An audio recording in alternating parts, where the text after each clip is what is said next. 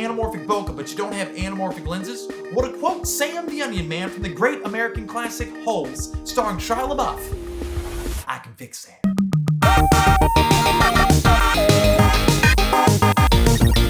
Okay, so for this effect, like I said in the opening, we are taking the bokeh and we're changing it into more of an aperture type lens look. That's not the best explanation for it now that I think about it, but that's okay. When I said anamorphic, what I was really thinking about is The Revenant, which was filmed on an anamorphic lens, but it was also a wide angle lens. With that film, you get this nice spherical type bokeh on the edges because it's a wide angle and anamorphic lens. But a better way to explain the effect that we're doing on our photo is that we are mimicking the bokeh in the Lumography's Petzval lens. I believe that's what it's called. Sorry if I mispronounce it, but you have this serious spherical type bokeh in the background. So if you don't have that lens and you don't want to buy it, let's see how we can fake it in Photoshop. So we have this photo right here of my nephew looking sick with his messy hair. What we're first going to do is we're going to right mouse click on the photo in the right over here, hit duplicate layer, hit OK, and then we're going to take that top layer and turn it off, so just deselect that eyeball. Take the bottom layer, go over to filter up top here and go to blur and then radial blur. Now we're going to keep the amount to 5 as it already is. We're going to have the blur method on spin and the quality on best. Go ahead and hit OK. Now you can see when that loads, we are going to get this spherical type blur to our image, obviously a radial blur.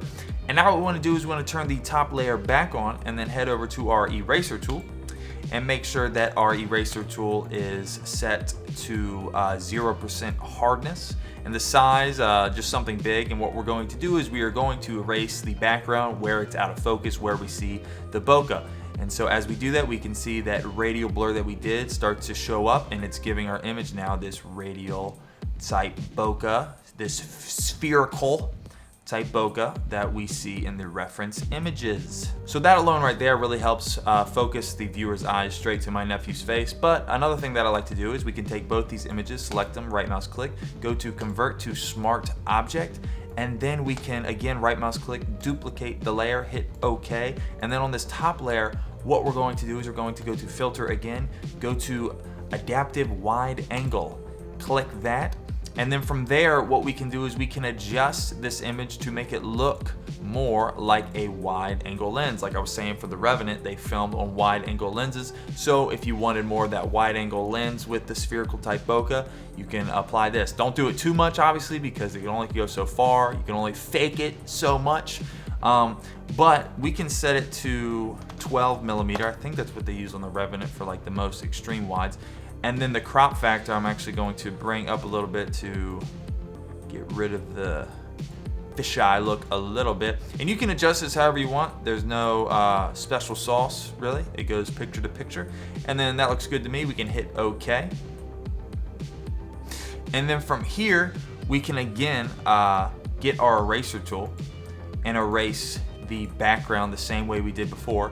And when we're done with that, we're left with this image that does give the appeal of a wide angle lens. If we look at the before, here's the after. You can see that we have this wide angle type distortion. We're having this spherical type bokeh. And again, the viewer's eyes are being drawn more straight to the face. But like I said, this is a very brief tutorial, but I hope that these tips helped you with your photography and your headshots and your close-up imagery that you are able to conjure up. Make sure that you hit that like and subscribe button and smash the bell notification so you can stay up to date with this channel. Currently, I'm working on my short film where we are attempting visual effects that I've never attempted before. So as I am doing that, I will be making tutorials for them through the end of the year. So look out for that. God bless, and I will see you in the next one. Well, not really. You'll see me. If I saw you, that would be creepy.